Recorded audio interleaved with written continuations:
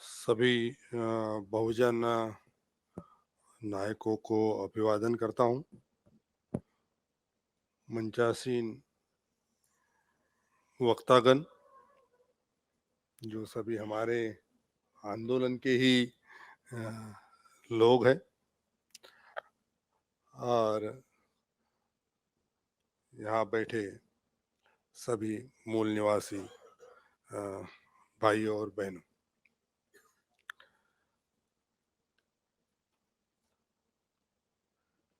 यह विषय जो अभी इस सत्र में हमने चर्चा के लिए रखा है, जनगणना 2021 में ओबीसी सहित सभी की जातिगत जनगणना एवं मूल निवासी आदिवासियों के लिए पृथक धर्म कोड का प्रावधान, यह मांग महत्वपूर्ण एजेंडा। साथियों,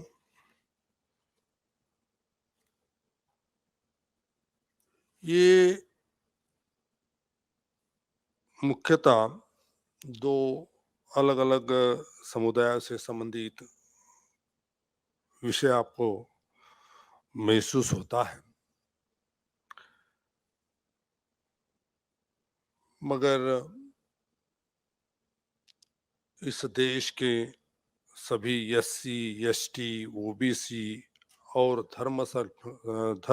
धार्मिक अल्पसंख्याक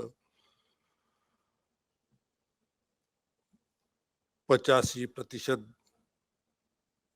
इस देश की जो जनता है, जिन्हें हम मूल निवासी कहते हैं, उन्हें जिन जिन हथकंडों को इस्तेमाल करते हुए हमारा दुश्मन विभाजित करना चाहता है, उन सभी हथकंडों को परास्त कर इन सभी वर्गों को एक धारा में सम्मिलित करने का जो हम प्रयास कर रहे हैं, और उसी के तहत इन दो वर्गों से संबंधित एक ही विषय में हमने इसको जोड़ा है और उसकी हम एक साथ चर्चा आज करने जा रहे हैं। साथियों, भारतीय जो समाज है, जातियों में बटा समाज है। खाली जातियों में ही नहीं बटा है,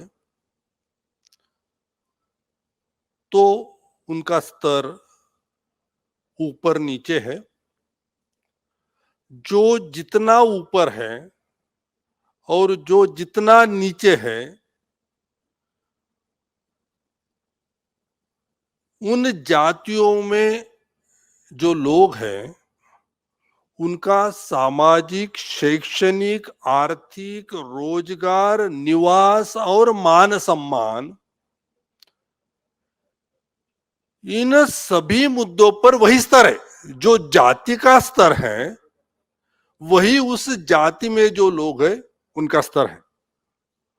मतलब इन सभी मामलों में, शिक्षा के क्षेत्र में, आर्थिक क्षेत्र में, रोजगार के क्षेत्र में और मान सम्मान में भी इनका स्तर जो जाति का स्तर है उसके हिसाब से ही निर्धारित है। और संविधान की जो मूल भावना है,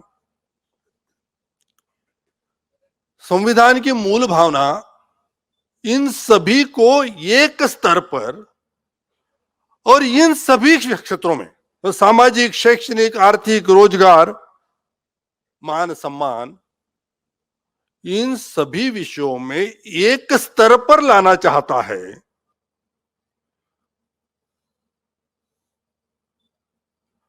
तो ये एक स्तर पर कैसे लाया जाए? जो ऑलरेडी अलग अलग स्तर में है, तो आज उनका स्तर पहले समझना होगा। वो कौन किस स्तर में है, ताकि उनको एक स्तर पर लाने के लिए क्या किया जाए इसका नियोजन कर सके। तो इन जातियों का जो स्तर नापने का पैमाना है, जो तंत्र है, वो तंत्र है जनगणना, सेंसस। सेंसस में जो आंकड़े इकट्ठा किए जाते हैं, उसमें ये जो पैमाने मैंने पहले गिने हैं, इन सब के आंकड़े, इन सब के सबका स्तरीकरण पता चलता है, और उसी के आधार पर देश का जो बजट बनता है, तो जनगणना के आंकड़ों के आधार पर अलग अलग वर्गों का जो स्तर है, उन स्तर के ध्यान में रखते हुए उनको, उनका उत्थान करने के लिए, उनका अपग्रेडेशन करने के लिए प्लानिंग करना जरूरी होता है। जैसा हम देखते हैं कि एससी की जनगणना होती है, एसटी की जनगणना होती है, और उनके आंकड़े जो पता होते चलते हैं, उनका स्तर जनगणना के आंकड़ों के आधार पर जो पता होता है, और फिर शासनकर्ता के लिए बंधनकारक हो जाता है कि उनके लिए, उनके उत्थान के लिए प्लानिंग करे।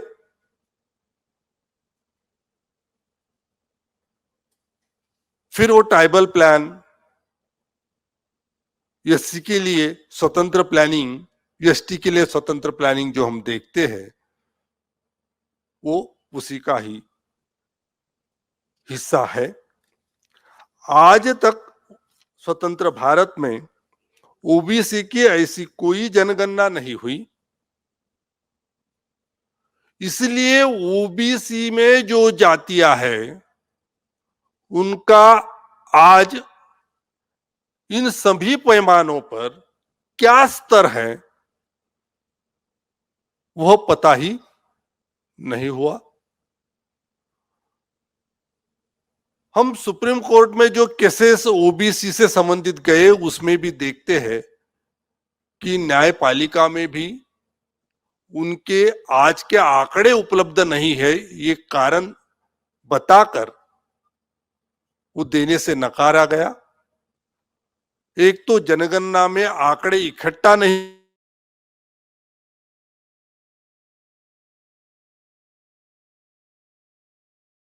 उनको जो मिलना चाहिए वो नकारा गया। जनगणना की शुरुआत इस देश में अंग्रेजों ने की।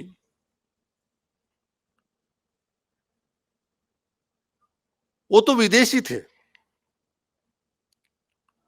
विदेशी होने के बावजूद यहां का जो समाज जीवन तब रहा, उन्होंने महसूस किया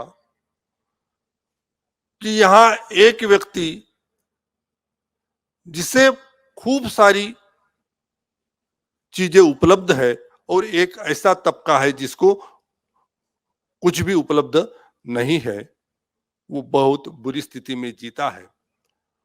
तो उनका आकलन करके उनके लिए प्लानिंग करने के लिए विदेशी अंग्रेज ने जनगणना की इस देश में शुरुआत की, और एक दूसरा विदेशी जो आज इस देश पर राज कर रहा है, तो ये जो हमारे पुरखों के प्रयासों के कारण जो भी हमें मिल रहा है, वो हमें ना मिल सके, इसके लिए अपनी पूरी ताकत लगाए हुए है।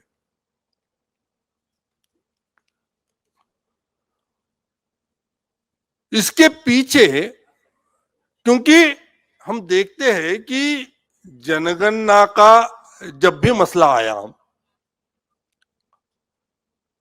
क्योंकि 81 से बामसेब भी इस मुद्दे पर चर्चा कर रहा है कि ओबीसी की तब तो हम ओबीसी का ही मुद्दा लेके चल रहे थे कि ओबीसी की जातवार जनगणना हो। 2011 की जनगणना के पहले भी हमने पुरजोर तरीके से इस मामले को उठाया, उसकी चर्चा की, जनप्रतिनिधियों को भी हमने निवेदन दिए, उनको समझाने का प्रयास किया और उसका एक परिणाम हम देखते हैं।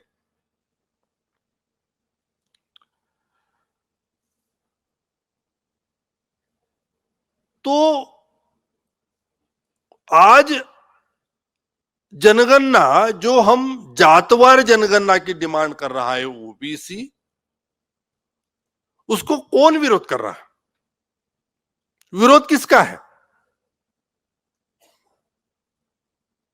क्या इस देश का कोई एससी व्यक्ति कहता है कि ओबीसी की जनगणना नहीं होनी चाहिए? कोई एसटी कहता है कि ओबीसी की जनगणना नहीं होनी चाहिए? कोई धार्मिक अल्पसंख्याक ये कहता है कि ओबीसी की जनगणना नहीं होनी चाहिए? कोई मुस्लिम, सिख, बौद्ध? फिर जनगणना को विरोध करने वाला, जातवार जनगणना को विरोध कौन कर रहा है? 2011 की जनगणना के पहले इनके मातृ संगठन ने जाहिर तौर पर पत्रक निकालकर भी विरोध किया हुआ है।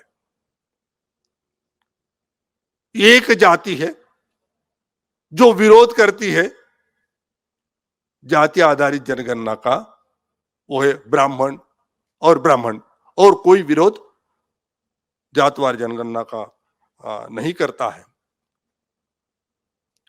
इसका कारण क्या है? क्यों ब्राह्मण ही विरोध करता है, अन्य कोई विरोध नहीं करता है? क्योंकि जनगणना से जो आंकड़े आएंगे, हम जो डिमांड कर रहे हैं कि सभी की जातवार केवल ओबीसी की नहीं,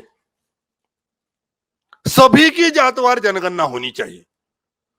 किन जातियों ने यहां की संसाधनों का कितना हिस्सा पाया है और उसकी संख्या कितनी है और उसको उस जाति में पैदा हुए व्यक्ति को कितना प्राप्त है, और उस सभी जातियों का हमें पता चले।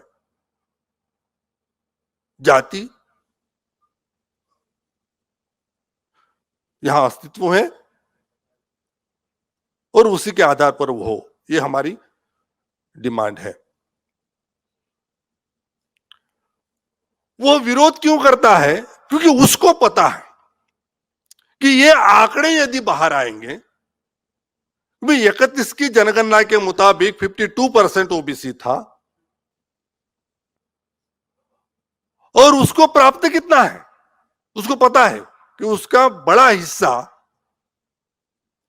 इस देश के ब्राह्मणों ने ही खाया, ये ब्राह्मणों को पता है। यदि ये आंकड़े बाहर आते हैं और फिर ओबीसी को पता चलता है कि उसके हिस्से का इसने खाया है, तो आज जो धर्म के आधार पर उनके नियंत्रण में ये 52% पॉपुलेशन है, जो धार्मिक आधार पर उनके नियंत्रण में है, वो नहीं रह सकती, ये उनको अच्छी तरह से पता है।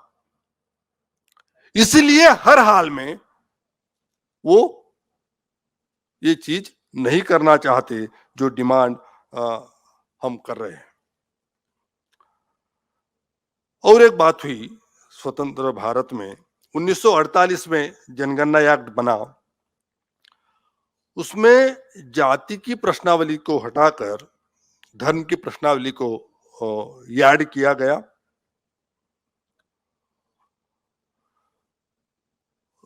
अभी जब ये इलेक्शन आने वाला था लोकसभा का, उसके पहले देश के गृह मंत्री ने, राजनाथ सिंह ने ये घोषणा किया था कि आने वाली जनगणना, हम यदि सत्ता में आते हैं तो आने वाली जनगणना में हम ओबीसी की जातवार जनगणना करेंगे। और उसके उपरांत जनगणना जनसंख्या रजिस्ट्रार ने क्या कहा? रजिस्ट्रार ने कहा कि जाति की संख्या बहुत ज्यादा होने के वजह से उनका आंकड़ा रखना मुश्किल है और एक तर्क उसने दिया था कि यदि हम जातवार जनगणना करते हैं तो निम्न जाति के लोग उच्च जाति में अपनी गणना कराएंगे। यह भी तर्क उसने दिया था। तो उनकी मानसिकता इससे हमें पता चलती है। 2011 में जब जनप्रतिनिधियों के माध्यम से दबाव बनाया गया, तब मनमोहन सिंह ने ओबीसी की गणना करने की जो घोषणा की थी, वो एक्चुअल जनगणना एक्ट 1948 के मुताबिक नहीं हो रही थी। उन्होंने सामाजिक और आर्थिक सर्वे किया, मगर उसके आंकड़े आज तक पब्लिश नहीं हुए। उसमें क्या आंकड़े बाहर आए ये भी पता नहीं हुआ। तो जो आक्रोश 2011 की जनगणना के पहले या जनगणना के दरमियान हम पैदा कर पाए थे, उससे निश्चित तौर पर सत्ता में बैठे लोगों पर दबाव निर्माण हुआ था, मगर वो नाटक ही साबित हुआ। उससे हमें कुछ नहीं मिल पाया है। एनएसएसओ के अनुसार ओबीसी की जो संख्या है वो 44% है, और उसमें ओबीसी की 1998 जातियों का ही उन्होंने काउंट किया है, इसलिए वो संख्या 44% है। और ये कैसे हुआ?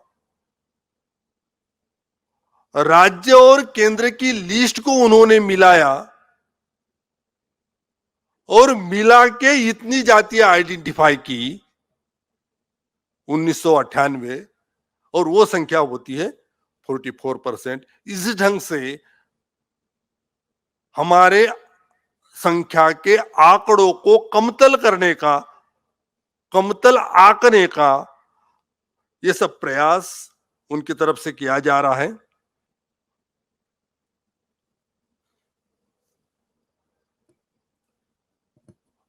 यदि जातवार जनगणना होती है तो यहाँ के मूल निवासी को एक तो पता चलेगा, ध्यान में आएगा कि उसके हक का किसने खाया है, और मेरे हक का मुझे मिले इसके लिए उन सभी को संगठित होने की एक प्रेरणा मिलेगी। ब्राह्मणों के खिलाफ एकत्रित होने की प्रेरणा उससे मिलेगी, और इसी से ब्राह्मण डरता है, और इसीलिए पूरे देश भर से ये डिमांड होते हुए वो हर हाल में ये नहीं कर रहे हैं।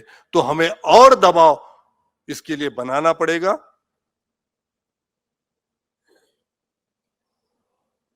इस मामले में सुप्रीम कोर्ट ने भी अनसुना किया हुआ है, या मैं कहूं कि गलत ढंग से इसको लिया है, क्योंकि 2011 की जनगणना जातवार हो इस संदर्भ में जो पिटीशन सुप्रीम कोर्ट में डाला गया था, तो उस संदर्भ में सुप्रीम कोर्ट ने ये कह के वह नहीं सुना कि ये पॉलिसी का मुद्दा है, ये पॉलिसी मैटर है, और पॉलिसी मैटर में हम हस्तक्षेप नहीं कर सकते, ये कहते हुए सुप्रीम कोर्ट ने 2011 में इस संदर्भ में हस्तक्षेप करने से मना कर दिया था। तो हम समझ सकते हैं कि आज की न्याय व्यवस्था में बैठे हमारे दुश्मन जातियों के लोग जहां जहां भी जिस स्तर पर भी है वहां हमें दबाने का और उसे कुचलने का ही प्रयास करते हो। न्यायपालिका में बैठे हो, कार्यपालिका में बैठे हो, या प्रशासन में बैठे हो, जहां भी बैठे हो, वो हमारे मुद्दों को खत्म करने का ही प्रयास करते हैं। तो साथियों, इस विषय का दूसरा जो हिस्सा है, मैं उस संदर्भ में कुछ बात कहूं। संघ परिवार आज आदिवासियों को सनातन हिंदू बनाने की एक प्रक्रिया घर वापसी के नाम पर करने का प्रयास कर रहा है। अभी जो घर वापसी का सॉन्ग उन्होंने चलाया है, उसके तहत आदिवासी मूलतः सनातन हिंदू ही है, ये कहते हुए, ये भ्रम पैदा करते हुए उन्हें हिंदू बनाने का प्रयास संघियों के माध्यम से, उनके ऑफशूट्स के माध्यम से निरंतरता से चल रहा है। 2011 के झारखंड की जो आंकड़े हैं, उससे पता चलता है कि 44.2% आदिवासी सरना धर्म के काउंट हुए, जिन्होंने अपना धर्म सरना लिखा, और 39.7% हिंदू धर्म में रहे। ये आंकड़े बताते हैं कि इतना काउंटिंग हिंदू धर्म के अंतर्गत हुआ है। 14.4% ईसाई धर्म में हुआ है और 1.7% अन्य धर्मों में काउंट हुआ है। ये जो धर्म कोड का मसला है, इसके साथ मूलतः आदिवासियों की पहचान और अस्मिता जुड़ी हुई है, क्योंकि आदिवासी एक अलग वर्ग है, उसकी अलग आस्थाएं है, उसकी अलग से धार्मिक मान्यताएं है।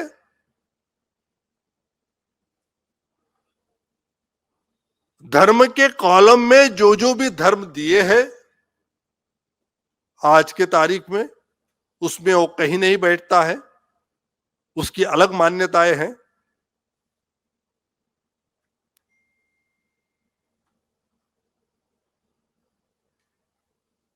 क्योंकि आदिवासी ये जाति व्यवस्था का भी हिस्सा नहीं है, आदिवासियों में जातियां नहीं है, इस बात को भी हमें समझना होगा। क्योंकि सनातन हिंदू धर्म का मूल आधार वर्ण है, वर्ण व्यवस्था का आदिवासी हिस्सा नहीं है, और आज की जातियां जो वर्ण व्यवस्था का हिस्सा है उनके साथ चिपकी हुई है, वो वर्ण व्यवस्था का हिस्सा नहीं है। इसलिए ये जाति और वर्ण, ये दोनों चीजें, इनका आदिवासियों के साथ कोई संबंध नहीं है। 1931 की जो जनगणना हुई थी, क्योंकि उसके पहले की जो जनगणना हुई है, उसमें देखा जाए तो अलग अलग नामों से, मतलब धर्म के नामों से गणनाएं हुई है। जैसे 71-72, मतलब पहली जो जनगणना हुई उसमें उनको आदिवासी लिखा गया। 81-82 की जनगणना में भी आदिवासी लिखा गया। 91-92 की जनगणना में भी आदिवासी लिखा गया। 1901-2 वाली जनगणना में प्रकृतिवादी यह शब्द प्रयोग किया गया। 1911-12 में भी प्रकृतिवादी ही शब्द प्रयोग किया गया, 21-22 में भी प्रकृतिवादी शब्द प्रयोग किया गया, और 31-32 की जो जनगणना हुई उसमें आदिवासी धर्म मतलब ट्राइबल रिलीजन ये शब्दों का प्रयोग किया गया, और 41-42 की जनगणना में ट्राइबल्स ऐसा शब्द प्रयोग किया गया।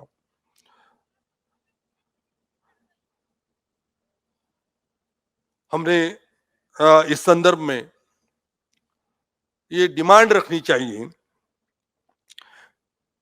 कि 1931 की या 41 की जो जनगणना हुई है उस जनगणना में जो धर्म के आधार पर ट्राइबल रिलीजन या ट्राइबल्स शब्दों का जो प्रयोग किया गया है आदिवासियों के लिए स्वतंत्र तौर पर, और उसको जो स्वतंत्र कोड था वह उनके लिए फिर से लगाना चाहिए।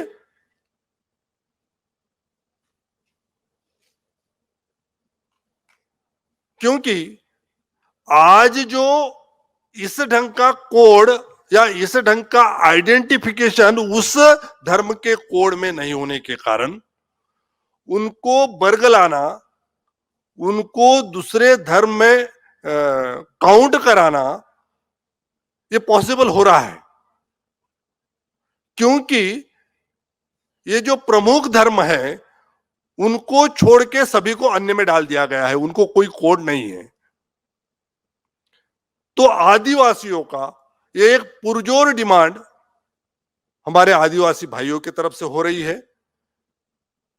कि उनको ट्राइबल रिलीजन या ट्राइबल्स के नाम से काउंट किया जाए और उनको उसका कोड दिया जाए ताकि उनकी अलग से गिनती हो, अलग से उनको धार्मिक आधार पर गिना जाए।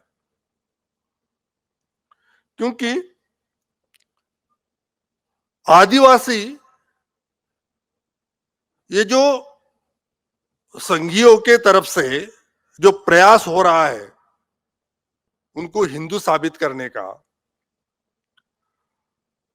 तो हिंदुओं के लिए बने हुए जो कानून हैं, जैसे हिंदू मैरिज एक्ट 1955 हो या Hindu adoption and maintenance act 1956 हो, ये आज भी आदिवासियों को लागू नहीं होते हैं, क्योंकि उनको हिंदू लीगली नहीं माना जा सकता। मगर संघियों के तरफ से ये प्रयास होता है। सुप्रीम कोर्ट के डिसीजन में इस संदर्भ में आए हुए हैं।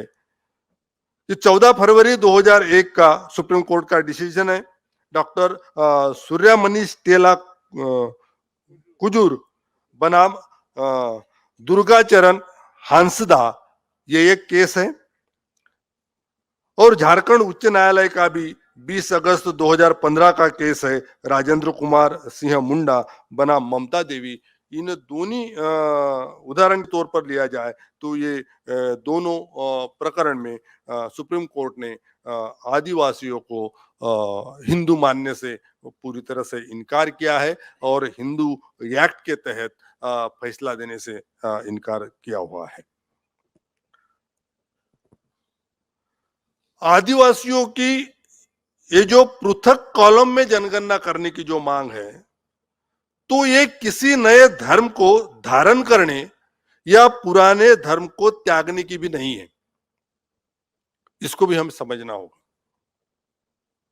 ये ना ही नया कोई धर्म चाहते हैं, ना ही पुराने किसी धर्म को त्यागना चाहते हैं। ये चाहत है कि इनको ट्राइब्स के ट्राइबल रिलीजन या ट्राइब्स के नाम पर गिना जाए।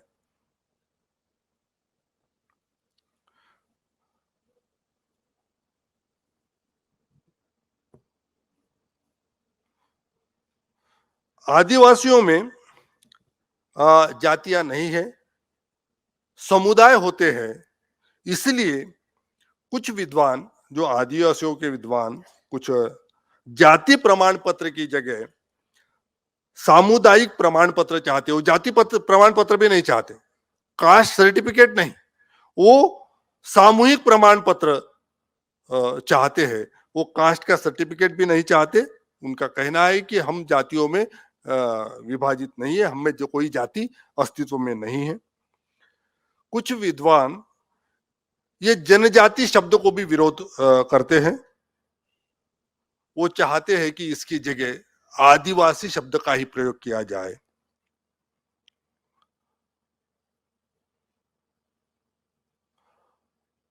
ये जो प्रयास आदिवासियों को उनकी पहचान हटाकर हिंदू बनाने का जो प्रयास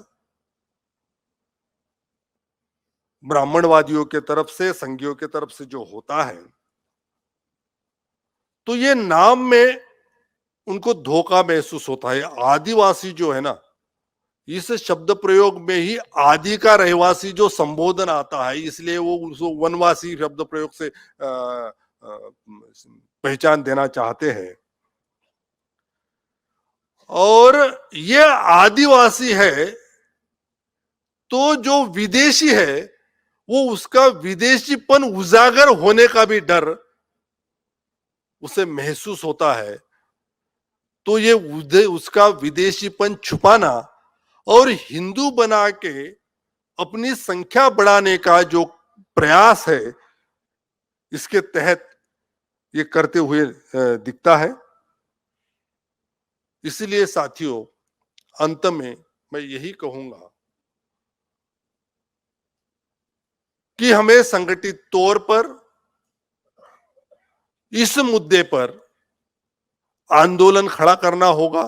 पिछली बार जिस ढंग से हमने जनप्रतिनिधियों को निवेदन दिया, उनको इस बात को समझाया। कई लोग हैं जो नए नए सांसद पहुंचते हैं, उनको नहीं पता होता है, कोई ओबीसी का बंदा है, उसको नहीं पता है जो भी हो रहा है। वो बहुत विद्वान होते हैं ऐसा नहीं है, कई मामलों में उनको बिल्कुल पता नहीं होता है। इसलिए मेरा ये कहना है कि हमने इसके संदर्भ में सभी जनप्रतिनिधियों से बात करनी चाहिए, उनको समझाना चाहिए और उनके माध्यम से इस आवाज को उठाना चाहिए, जिनसे माध्यम से हम होना चाहिए अपेक्षा कर रहे हैं, वो फुल प्लेस मेजॉरिटी से बैठा है। तो जन आंदोलन खड़ा करना, हमारी जनता को समझाना, हमारे मूल निवासी बहुजन समाज का वोट हमारे दुश्मन के खेमे में न जाए, हमारे दुश्मन के रिप्रेजेंटेटिव को न जाए, इस दिशा में हमारे समाज का जन प्रबोधन करना, यही आखिरी सॉल्यूशन मुझे इसमें लगता है। क्योंकि सत्ता में बैठे लोग, हम देख रहे हैं कृषि आंदोलन के निमित्त से जिस ढंग से आंदोलन चल रहा है और जिस ढंग से आज भी सत्ता में बैठे लोग मगरूर भूमिका लिए चल रहे हैं, तो इससे हमें सीख लेते हुए हमारे समाज को इन मुद्दों पर जागरूक करना होगा, उसमें हमारी ताकत लगानी होगी। और इसी आह्वान के साथ मैं आप सभी को जय भीम, जय मूल निवासी, जय संविधान।